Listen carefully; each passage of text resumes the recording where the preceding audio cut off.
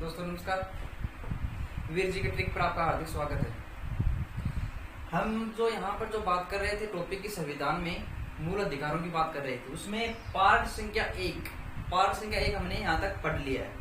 और वो कहाँ तक पढ़ा था वो आपको सूत्र बता रखा था। समस्त यहाँ पर जो था ना कि समस्त संस्कृति के उपचार, वहां तक जो 6 मूल अधिकार होते हैं हमने उसका अध्ययन कर लिया था। आज जो हम अध्ययन करेंगे जो 6 मूल अधिकार होते हैं, 6 मूल अधिकार, और उनमें किन किन बातों का अध्ययन होता है उनका हम क्या करेंगे, विस्तार से अध्ययन करने जा रहे हैं। अब यहाँ पर जो आप सभी को पता कि जो आपके जो मूल अधिकार थे इनकी जो कुल संख्या होती है वो पहले जो मूल तक कितनी हुआ करती थी, 7 होती थी।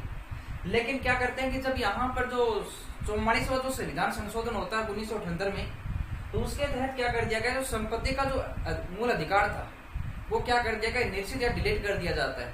और जो कि अनुच्छेद 300 में विधिक या कानूनी अधिकार के रूप में रख दिया जाता है। तो दोस्तों ये ध्यान रखना, वर्तमान में आपका संपत्ति का मूल अधिकार डिलीट हो चुका है। आज जो हम जो बात करने जा रहे हैं मूल अधिकारों में, यहाँ पर ये करेंगे कि जी हाँ, जो भारतीय संविधान में वर्तमान में कितने मूल अधिकार हैं, कितने दोस्तों, 6 मूल अधिकार है। अब यहाँ पर जो 6 मूल अधिकार हैं उनका हम विस्तार से अध्ययन यहाँ पर करने जा रहे हैं। उससे पहले 2 अनुच्छेद जो आपको इंपोर्टेंट बता दिए थे। अनुच्छेद एक तो होता है 12 में किसका उल्लेख होता है, राज्य शब्द को किसको परिभाषित कर रखा है, राज्य शब्द को कहां पर परिभाषित कर रखा है, अनुच्छेद 12 में कर रखा है। मित्रों ध्यान रखना, भारतीय संविधान में कहीं पर भी हमारे जो देश शब्द आता है इसका कहीं पर भी क्या नहीं होता, कोई भी उल्लेख नहीं है, बल्कि उसके स्थान पे कौन शब्द है, राज्य शब्द। ये आरपीसी ने क्वेश्चन पूछा जा चुका आरपीसी के द्वारा। फिर यहाँ पर जो अनुच्छेद आएगा वो आएगा 13 कि 13 में किसका उल्लेख होता है, अनुच्छेद 13 में। तो 13 में किसका उल्लेख होता है कि जो न्यायिक पुनरावलोकन की मतलब जो संसद जो भी विधि या कानून बनाती है तो सुप्रीम कोर्ट क्या कर सकता है, उसकी पुनः जांच पड़ताल यहाँ पर करवा सकता है। एक इंपॉर्टेंट क्वेश्चन और है यहाँ से, ये ध्यान रखना कि जो संविधान का जो रक्षक कहा जाता है वो अनुच्छेद 13 के तहत ही कहा जाता है। और कहते किसे हैं, ऐसी मतलब सुप्रीम कोर्ट को यहाँ पर कहा जाता है। ये क्वेश्चन भी आईएएस में पूछा जा चुका है कि जो संविधान का संरक्षक या रक्षक कौन होता है, सुप्रीम कोर्ट होता है। जो सॉरी आपका मूल अधिकारों का संरक्षक या रक्षक कौन है, वो कौन हो जाएगा, सुप्रीम कोर्ट हो जाता है अनुच्छेद 13 के तहत। यहाँ पर अनुच्छेद 13 ध्यान रखना कि ये कौन से अनुच्छेद में बात कही गई है। अब यहाँ पर जो 6 मूल अधिकार है, अब मूल अधिकारों क्या करेंगे, यहाँ पर अध्ययन करेंगे। उससे पहले यहाँ पर जो बात ये कर लेते हैं कि वर्तमान में जो लॉकडाउन चला हुआ है तो उस पे आप लोग यहाँ पर ये जो आपके दिमाग में बार यही दिमाग में आ रहा है कि जो परीक्षाएं होंगी या नहीं होंगी, तो मित्रों ये जरूर ध्यान रखना कि परीक्षाएं यहाँ पर जरूर करवाई जाएंगी। क्योंकि ये तो आप सोच रहे हैं कि 1 साल निकल जाएगा, 6 महीने निकल जाएंगे, ऐसा कोई भी यहाँ पर कोई भी उल्लेख जो आपकी जो कोई भी ऐसा प्रावधान नहीं होगा। कि जी हाँ, जो सरकार भी चाहती है कि जल्द से जल्द क्या करें, प्रतियोगिता परीक्षाएं संपन्न करवाई जाए और अधिक से अधिक युवाओं को क्या करें, रोजगार प्रदान कर सके। और आप लोग भी जो यहाँ पर जो तैयारी कर रहे हैं वो अपनी रूटीन बनाए रखें। और साथ में जो 2 या 3 जो पेपर होते हैं वो ले लिया करो, ताकि उसके साथ आपका जो करंट जीके होता है वो भी क्या होता है, हो सके उसके साथ जुड़ सके। और आपका उसमें जो महत्वपूर्ण चीज होती है वर्तमान में पूरे का पूरा जो संविधान वो करंट जीके पर यहाँ पर क्या होता है, टिका रहता है। दूसरी बात है कि जो भी प्रतियोगिता परीक्षा होती है उसमें सबसे अधिक जो प्रश्न पूछे जा रहे हैं करंट जीके के ही पूछे जा रहे हैं। तो आप ये ध्यान रखें कि जी हाँ, जो करंट जीके पर अधिक फोकस यहाँ पर रखें। और हमारी भी जो करंट जीके की जो क्लासें होंगी वो अब जो जल्द ही शुरू होने जा रही हैं। और करंट जीके का जो बहुत ही विस्तार से आपको यहाँ पर पढ़ाया जाएगा। कोई भी चीज यहाँ से आपको छूटने को नहीं मिलेगी। सभी पर जो प्रश्न आएंगे वो सभी आपको करंट जीके जो पढ़ाया जाएगा वहां से आपको मिल जाएगी। अब जो यहाँ पर जो हम 1 नंबर बात करेंगे, 1 नंबर बात करते हैं, यहाँ पर नाम लिख रहे हैं समानता का मूल अधिकार। दोस्तों पहला मूल अधिकार कौन सा है, समानता का मूल अधिकार। अनुच्छेद कौन से आएंगे, 14 से लेकर 18 के मध्य इसका उल्लेख होगा कि जो भारतीय संविधान में जो आम जनता को जो मूल अधिकार प्रदान कर रखे हैं उनमें से जो पहला जो यहाँ पर जो मूल अधिकार आता है वो कौन सा था, समानता का मूल अधिकार है। कौन सा है, समानता का मूल अधिकार। और समानता का मूल अधिकार जो अनुच्छेदों में जो निहित है वो 14 से लेकर 18 के मध्य यहाँ पर निहित होता है। और इसमें जो यहाँ पर जो समानता का मूल अधिकार है इसमें किन किन बातों का उल्लेख दे रखा है, हम उनका क्या करेंगे, यहाँ पर अध्ययन कर रहे हैं। तो यहाँ पर जो यहाँ पर जो पहली चीज होगी कि कि जी हाँ अनुच्छेद 14 क्या कहता है। अनुच्छेद 14 क्या कहता है? पहली बात देखो, अनुच्छेद 14 में क्या दे रखा है? ये कह रखा है विधि के समक्ष या कानून के समक्ष, विधि के समक्ष या कानून के समक्ष सभी समान होंगी। क्या होंगे? सभी समान होंगी, कि किसी के साथ भी यहाँ पर भेदभाव नहीं किया जाएगा, कि जो देश में कानून नियम लागू हैं वही सभी जो नाम नागरिकों के लिए क्या होंगे, लागू किए जाएंगे, न कि किसी दूसरे व्यक्ति के साथ यहाँ पर जो अधिक प्रदान कर देंगे किसी को कम प्रदान कर देंगे। ये सब प्रावधान नहीं है, क्योंकि यहाँ पर जो अनुच्छेद 14 ये कहता है कि विधि या कानून के समय कि संसद जो भी कानून नियम बनाती है वह संपूर्ण देश के नागरिकों के लिए समान रूप से क्या होंगे, लागू होंगे। और ये जो हमने जो विधि बनाने की जो प्रक्रिया सीखी है, कि सबसे पहले जो विधि बनाने की प्रक्रिया कहाँ पर प्रारंभ हुई थी, तो वो होती है आपकी ब्रिटेन में ही प्रारंभ होती है। और हम भी कहाँ से ग्रहण करते हैं? आपके ब्रिटेन से ग्रहण कर लेते हैं। तो मित्रों ध्यान रखना, अनुच्छेद 14 क्या कहता है? विधि या कानून के समक्ष सभी समान होंगे, किसी के साथ भी भेदभाव नहीं होगा। फिर यहाँ पर जो अनुच्छेद आता है आपका 15, कौन सा अनुच्छेद है? 15। मित्रों यहाँ पर अनुच्छेद 15 में यहाँ पर जो 5 प्रकार के जो आपको जो अधिकार प्रदान कर रखे हैं कि उस पे से संबंधित कोई भेदभाव नहीं किया जा सकता, तो वो उनका आप लोगों को क्रम ध्यान रखना है। क्रम, वो यहाँ से क्रम ही पूछा जाता है, और क्रम में मैं आपको यहाँ पर लिखा देता हूँ सूत्र। और सूत्र क्या होगा? जिसका नाम होगा दमूजालिज। क्या होगा? दमूजालिज। कि अनुच्छेद 15 में 5 प्रकार के जो यहाँ पर भेदभाव का निषेध या समापन कर रखा है, इसका सूत्र है दमूजालिज। और दमू में ध पर क्या होगा? धर्म। क्या होगा? धर्म। मू पर मूल, जा पर जाति, ली पर लिंग, ज पर जन्म। ये अनुच्छेद 15 ये कहता है कि जो धर्म, मूल, जाति, लिंग, जन्म के आधार पर किसी भी प्रकार का भेदभाव नहीं किया जा सकता। और इसका उल्लेख कहाँ पर है? अनुच्छेद 15 में यहाँ पर उल्लेख हो जाता है। फिर यहाँ पर जो हम अध्ययन करेंगे वो करेंगे क्लास अनुच्छेद 16 का। ये अनुच्छेद 16 कहता क्या है, किसके बारे में यहाँ पर उल्लेख करता होगा? यहाँ पर आप लोग ये देखते हैं कि जी हाँ हमने बीए कर लिए तो क्या हम आरएस का इसका फॉर्म नहीं भर सकते? बिल्कुल भर सकते हैं, कि जिसके लिए भी आप योग्य होते हैं उसके लिए समान अवसर आप सभी को प्रदान किए जाते हैं। तो जी हाँ उसका उल्लेख कहाँ पर दे रखा है? अनुच्छेद 16 में दे रखा है। और 16 में किस प्रकार दे रखा है? लोक जीवन, लोक नियोजन, लोक नियोजन के समक्ष, लोक नियोजन के समक्ष समानता। ये अनुच्छेद 16 कहता है कि लोक मतलब जनता, जनता या लोक नियोजन के समक्ष समानता का जो हमें जो अवसर प्रदान कर रखा है वो कहाँ पर कर रखा है? अनुच्छेद 16 में कर रखा है। फिर यहाँ पर जो अगला आएगा वो आएगा अनुच्छेद 17 में। कि अनुच्छेद 17 क्या कहता होगा? अनुच्छेद 17 ये कहता है कि जी हाँ अस्पृश्यता का क्या कर दिया गया है? अंत कर दिया गया है, कि यहाँ पर हमारे देश में किसी भी प्रकार का भेदभाव नहीं किया जा सकता। इसका उल्लेख कहाँ पर कर रखा है? अनुच्छेद 17 में कर रखा है। फिर यहाँ पर जो अनुच्छेद आता है 18 में किसका उल्लेख होगा? मित्रों यहाँ पर ये ध्यान रखना कि जो उपाधियां होती हैं, उपाधियां, उनका अंत कहाँ पर कर रखा है? तो उपाधियों का अंत कहाँ पर कर दिया गया है? अनुच्छेद 18 में। क्यों किया गया है? क्योंकि हमारा देश जो तो आपका 15 अगस्त 1947 को क्या हो जाता है? स्वतंत्र हो गया था। जब स्वतंत्र हो गया तो उसके बाद में क्या करते हैं कि जी हाँ जो पहले तो क्या करता है, जो देशी रियासतें हुआ करती थी तो उसमें क्या करते हैं कि कोई भी यहाँ पर जो महाराजा या राजा की जो उपाधियां चला करती थी, लेकिन उसका वर्तमान में जो आपका जो संविधान जो आपका लागू हुआ तुरंत क्या कर दिया गया? समापन हो जाता है। तो यहाँ पर 18 क्या कहता है? उपाधियों का अंत। क्या हो गया? उपाधियों का अंत। क्या कर दिया गया? उपाधियों का अंत हो जाता है। अब यहाँ पर नोट में आपको यहाँ पर बात एक ध्यान देनी है। नोट में क्या ध्यान देनी है? वर्तमान भारत में भारत का जो सबसे बड़ा जो पुरस्कार है वो कौन सा? भारत रत्न होता है। दूसरा जो पुरस्कार होता पद्म विभूषण होता है, फिर होता है पद्म भूषण होता है, और फिर अंतिम होता है पद्म श्री। ये जो सर्वोच्च पुरस्कार होते हैं, और इन पुरस्कारों को भी जो राष्ट्रपति के द्वारा प्रदान किए जाते हैं। जी हाँ, वह कौन से अनुच्छेद की सहायता लेता है? अनुच्छेद 18 की सहायता लेगा। और अनुच्छेद 18 के तहत ये जो आपके जो पुरस्कार दिए जाते हैं ये प्रदान कर दिए जाते हैं। फिर यहाँ पर जो 18 में वो बात ध्यान रखना कि मान लो आप जो देश के नागरिक हैं, क्या विदेशी यहाँ पर जो आप लोग उपाधि ग्रहण कर सकते हैं? जी हाँ, ऐसे बिल्कुल भी ग्रहण नहीं कर सकते जब तक आपको यहाँ पर देश का राष्ट्रपति आपको मान्यता नहीं देगा, तब तक आप किसी भी प्रकार के क्या नहीं कर सकते? उपाधि ग्रहण नहीं कर सकते। कि उपाधि ग्रहण करने से पहले आपको किसकी अनुमति लेनी होगी? आपके राष्ट्रपति की अनुमति लेनी अनिवार्य होती है।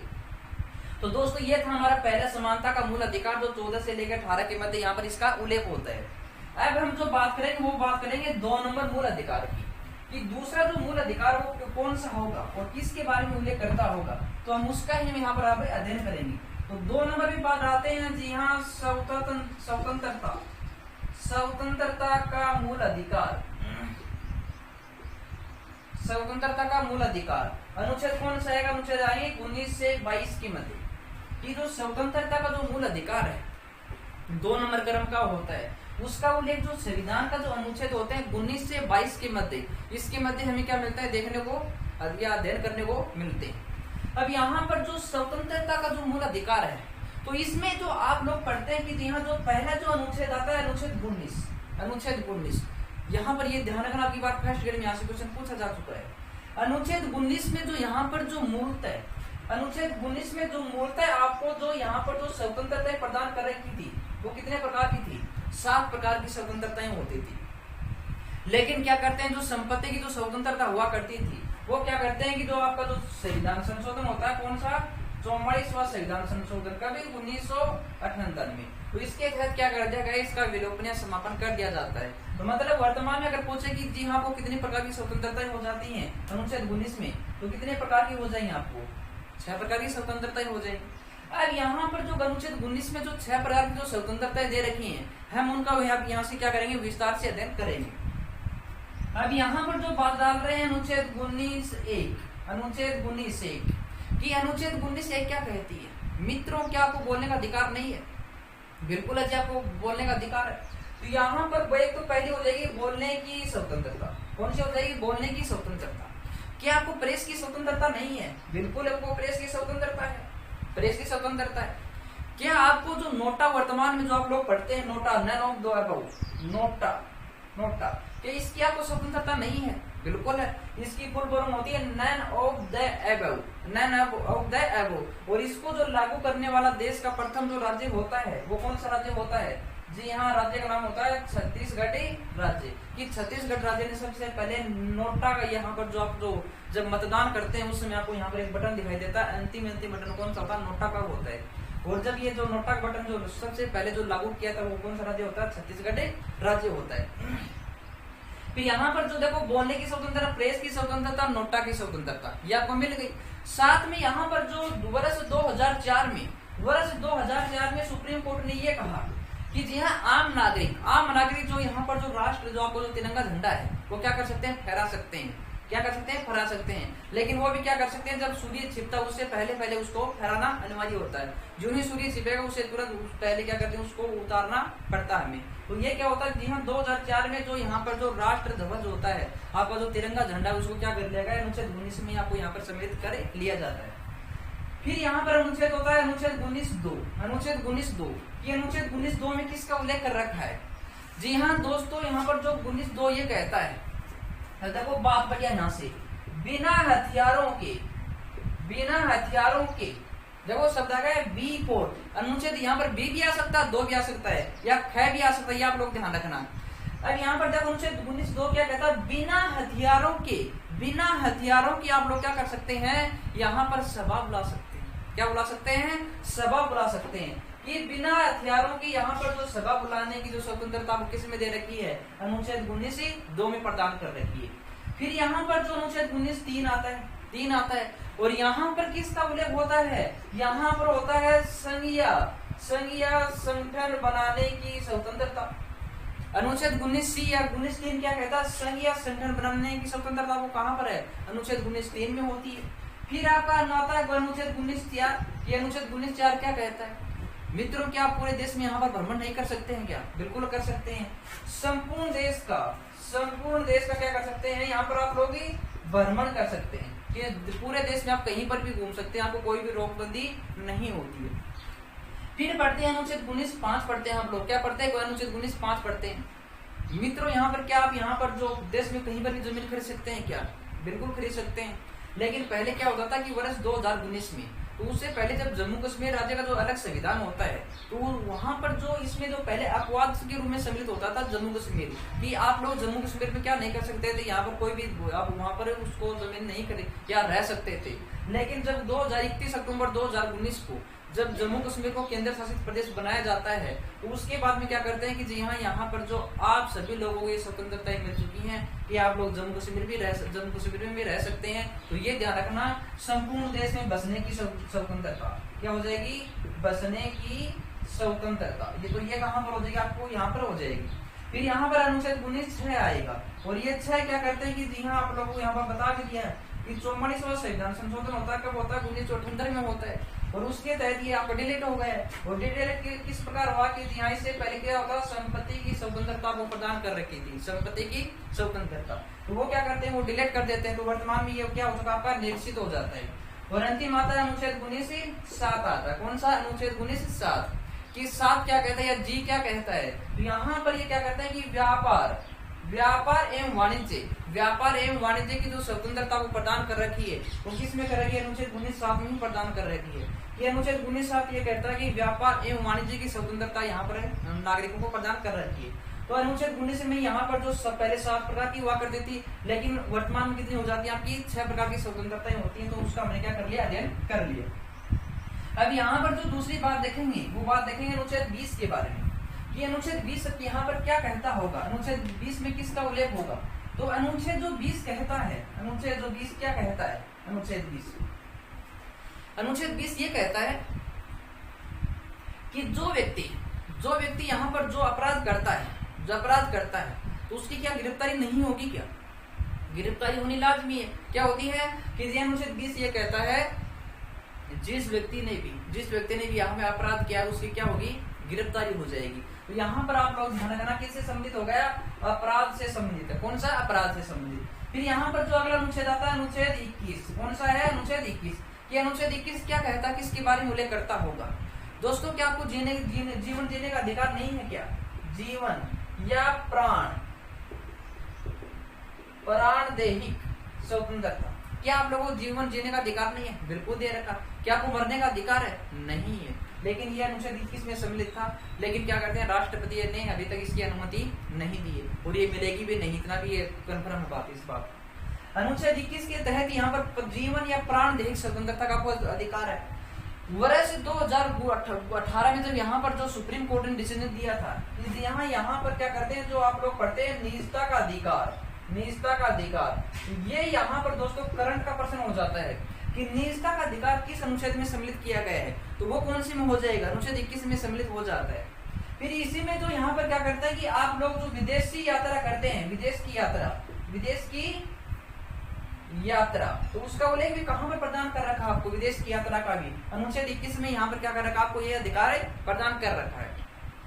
अब यहाँ पर जो अगली जो बात करेंगे वो करेंगे अनुच्छेद 21 की, ये अनुच्छेद 21 क्या कहता होगा, किसके बारे में यहाँ पर उल्लेख करता होगा, अनुच्छेद 21 तो 21 क्या कहता है, 21 ये कहता है, क्योंकि ये भारतीय संविधान में मूलतः सम्मिलित नहीं था, लेकिन क्या करते हैं कि यहाँ पर जो आपको होता है 86वां संविधान संशोधन, और होता कब है, वर्ष 2002 की बात होती है, लेकिन 2002 में पारित नहीं होता, ये ध्यान रखना। पारित कब होता है, 2009 में होता है, और लागू होता है 1 अप्रैल 2010 से। और जो 21 का ये कहता है कि 6 से 14 वर्ष तक के मध्य, 6 से 14 वर्ष तक के जितने भी बालक हैं, उनको निःशुल्क शिक्षा प्रदान करने का यहाँ पर क्या है, आपका जो अभिभावक, जो माता पिता, उनका कर्तव्य बनता है कि वह वो शिक्षा करवाएं, शिक्षा प्रदान करवाएं निःशुल्क। इसके लिए कोई भी खर्चा आपको प्रदान नहीं करना होगा। तो ये कब जोड़ा जाता है, 86वां संविधान संशोधन 2002, और 86वां संविधान संशोधन कहता है क्या, निःशुल्क शिक्षा के अधिकार के बारे में कहता है। और ये जो लागू होता है संपूर्ण भारत में, ये होता है यहाँ पर 1 अप्रैल 2010 को लागू होता है। और दोस्तों ये ध्यान रखना कि राजस्थान में ये कब लागू हुआ था, निःशुल्क शिक्षा का अधिकार, ये लागू होता है 1 अप्रैल 2011 से लागू होता है। कब होता है, 1 अप्रैल 2011 को। और ये जो अधिनियम पारित हुआ था, ये अधिनियम पारित होता है 29 मार्च 2011 को पारित किया गया था। तो ये था आपका अनुच्छेद 21 का हो जाता है। फिर यहाँ पर जो आपका अनुच्छेद जो अंतिम जो बात पढ़ते हैं कि जो आपका जो स्वतंत्रता का मूल अधिकार है, उसमें जो अंतिम जो अनुच्छेद आता है वो कौन सा आता है। मान लो कि आप लोगों ने यहाँ पर अनुच्छेद 20 में क्या किया है, अपराध किया है, आपकी गिरफ्तारी भी हो चुकी है, तो यहाँ पर प्रशासन को वो ये अधिकार दे रखा है कि जी हाँ, उसको यहाँ पर प्रतिबंधित भी कर रखा है कि आप किसी भी जो जिस व्यक्ति को गिरफ्तार किया है, उसको क्या कर सकते हैं कि यहाँ 24 घंटे के अंदर 24 घंटे के अंदर यहाँ पर क्या करेंगे, जो नजदीकी जो न्यायालय होता है वहां पर पेश करना अनिवार्य होता है। आने जाने के समय को छोड़कर यहाँ पर पेश करना होता है। दूसरी बात ये होती है कि जो भी यहाँ पर जिसने भी अपराध किया है वो इस बात के लिए भी स्वतंत्र है कि अपना मन पसंद का क्या कर सकता है, वकील चुन सकता है, अपना मन पसंद का वकील ही चुन सकता है। तो यहाँ पर जो एक बात कौन सी हो जाएगी, वकील के बारे में यहाँ पर बात हो जाएगी कि मन पसंद का जो वकील चुनने का जो इसको अधिकार प्रदान करेगा वो कहाँ पर है, जो आपका अनुच्छेद 22 में होता है। तो यहाँ पर तो आप लोगों ने दो यहाँ पर मूल अधिकार पढ़ लिए, कौन कौन सा, एक तो पहले समानता का मूल अधिकार और दूसरा पढ़ लिया स्वतंत्रता का मूल अधिकार। अब यहाँ पर जो हम बात करेंगे वो बात करेंगे 3 नंबर मूल अधिकार की, 3 नंबर। और 3 नंबर जो मूल अधिकार कहता वो क्या कहता होगा, यहाँ पर एक शब्द आएगा शोषण के विरुद्ध, शोषण के विरुद्ध, शोषण के विरुद्ध मूल अधिकार। और ये होगा आपका 23 से 24 के मध्य, अनुच्छेद 23 के 24 के मध्य। देखो शोषण के विरुद्ध कि अगर कोई व्यक्ति आपका शोषण कर रहा है वो आपको यहाँ पर शोषण नहीं कर सकता, वो भी क्या आपको यहाँ पर मूल अधिकार मिला हुआ है कि उसके लिए आप यहाँ पर जो सुप्रीम कोर्ट की क्या ले सकते हैं, शरण ले सकते हैं। तो यहाँ पर शब्द क्या हो गया, शोषण के विरुद्ध मूल अधिकार। अब यहाँ पर देखो क्या कहता है कि अनुच्छेद 23 क्या कहता है, अनुच्छेद 23 ये कहता है आप क्या किसी व्यक्ति को बेच सकते हैं क्या, या उसका व्यापार कर सकते हैं क्या, बिल्कुल नहीं कर सकते। यहाँ पर शब्द आता है मानव व्यापार पर रोक या बलात् श्रम या बलात् श्रम का निषेध। मानव व्यापार पर आपको रोक लगा रखी है कि मानव का व्यापार नहीं किया जा सकता। तो यहाँ पर शब्द हो जाएगा बलात् श्रम, बलात् को होता मानव का व्यापार नहीं किया जा सकता। फिर यहाँ पर अनुच्छेद आता है, अनुच्छेद 24 आता है, कौन सा 24 में किसका उल्लेख होता है, यहाँ पर ये शब्द आएगा बाल श्रम का निषेध, बाल श्रम का निषेध कि जी हाँ जो भारत में वह बालक जिसकी आयु 14 वर्ष से कम है तो उसको आप यहाँ पर जो निजी मिल होते हैं, कारखाने होते हैं या और जो मजदूरी करवाते हैं वो आप यहाँ पर क्या नहीं, उनसे यहाँ पर मजदूरियां नहीं करवा सकते। तो इसका यहाँ पर उल्लेख कहाँ पर हो रखा है, यहाँ पर अनुच्छेद 24 में हो रखा है। तो ये हो गया आपकी यहाँ पर जो 3 नंबर आपका मूल अधिकार होता है शोषण के विरुद्ध मूल अधिकार। अब यहाँ पर जो 4 नंबर जो बात करेंगे वो ये बात करेंगे चौथा जो मूल अधिकार वो कौन सा मूल अधिकार होता होगा। तो 4 नंबर जो मूल अधिकार आता है वो आता है यहाँ पर कौन सा होगा, धार्मिक स्वतंत्रता का अधिकार, अनुच्छेद 25 से 28 के मध्य। कि धार्मिक जो स्वतंत्रता का जो मूल अधिकार है वो कौन से अनुच्छेदों में सम्मिलित होता है, अनुच्छेद 25 से लेकर 28 के मध्य यहाँ पर सम्मिलित होता है। और इसके यहाँ पर जो हम बात करते हैं अनुच्छेद 25 के बारे में कि अनुच्छेद 25 क्या कहता है। अनुच्छेद 25 दोस्तों ये कहता है कि आप किसी भी धर्म को क्या कर सकते हैं, अपना सकते हैं। तो यहाँ पर धर्म की स्वतंत्रता क्या हो जाएगी, धर्म की स्वतंत्रता। साथ में यहाँ पर आप लोगों ने इसका भी नाम सुना है कि सिखों को जो कटार रखने की जो स्वतंत्रता दे रखी है वो कहाँ पर दे रखी है, जी हाँ आपको इसमें आया अनुच्छेद 25 में आपको प्रदान कर रखी है। फिर अनुच्छेद आता है 26 कि 26 क्या कहता होगा, 26 ये कहता है कि जी हाँ आप लोग धार्मिक कार्य कर सकते हैं, क्या कर सकते हैं, यहाँ पर शब्द लिख देते हैं धार्मिक कार्य करने की स्वतंत्रता।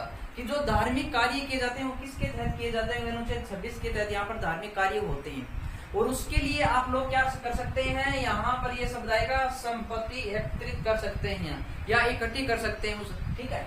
फिर जो अगला अनुच्छेद है वो क्या होएगा कि आपने 26 में क्या ग्रहण की, धार्मिक कार्यों के लिए संपत्ति एकत्रित की है, तो क्या उस पर राज्य सरकार टैक्स लगा सकती है क्या, नहीं लगा सकती। यहाँ पर शब्द हो जाएगा कर मुक्त संपत्ति कि जो संपत्ति आपने धार्मिक कार्यों के लिए एकत्रित की है उस पर किसी भी प्रकार क्या नहीं हो सकता, कर नहीं लगाया जा सकता।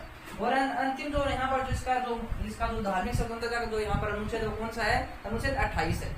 यहाँ पर शब्द हो जाएगा कि किसी विशेष धर्म की शिक्षा न देना, किसी विशेष धर्म की शिक्षा न देना, किसी विशेष धर्म की शिक्षा न देना, किसी विशेष धर्म की शिक्षा पर भी रोक लगा रखी है। तो हमने यहाँ पर 4 आपके मूल अधिकार पढ़ लिए और चौथा कौन सा पढ़ा है, धार्मिक स्वतंत्रता का मूल अधिकार। अब यहाँ पर जो अगला हम जो मूल अधिकार पढ़ेंगे वो पढ़ेंगे 5 नंबर मूल अधिकार कि 5 नंबर मूल अधिकार कौन सा है। और यहाँ पर शब्द आएगा शिक्षा एवं संस्कृति का मूल अधिकार, अनुच्छेद 29 से 30 के मध्य होता है। कि जो 5 नंबर जो मूल अधिकार वो कौन सा होता है, तो ये होता है शिक्षा एवं संस्कृति का मूल अधिकार होता है। कौन सा होता है, शिक्षा एवं संस्कृति का मूल अधिकार। तो देखो इसमें आपको शिक्षा से संबंधित भी हो जाएगी और कल्चर मतलब संस्कृति से भी संबंधित हो जाएगी। तो यहाँ पर जो अनुच्छेद 29 कहता है वो क्या कहता है, अल्पसंख्यकों को यहाँ पर जो शिक्षा जो प्रदान की जाती है उसका उल्लेख कहाँ पर कर रखा है, अनुच्छेद 29 में। यहाँ पर शब्द लिखते हैं अल्पसंख्यक, क्या लिख दिया, अल्पसंख्यक शब्द लिख दिए। फिर यहाँ पर जो अगला जो अनुच्छेद है वो आएगा कौन सा, अनुच्छेद 30 होगा। और 30 किसके बारे में उल्लेख करता होगा, यहाँ पर 30 ये उल्लेख करता है कि आप लोग क्या कर सकते हैं, शिक्षा प्रदान करने के लिए यहाँ पर जो भी आपके जो आपको जो कोचिंग खोलते हैं, जो भी प्राइवेट संस्थान खोलते हैं, तो वो क्या अध्यापक खोलने की यहाँ पर जो आपको अधिकार प्रदान कर रहा है। ये अनुच्छेद 30 ये कहता है कि आप यहाँ पर शिक्षा प्रदान करने के लिए कोई भी कोचिंग संस्थान ले लो, स्कूल ले लो, कुछ भी क्या कर सकते हैं, यहाँ पर खोल सकते हैं, उसके लिए कोई भी रोकबंदी नहीं होती है। तो यहाँ पर शब्द ले लो शिक्षण संस्थान की स्वतंत्रता या का मूल अधिकार प्रदान करेगा। और जो 6 नंबर जो मूल अधिकार होगा वो जी हाँ पर कौन सा होगा, संवैधानिक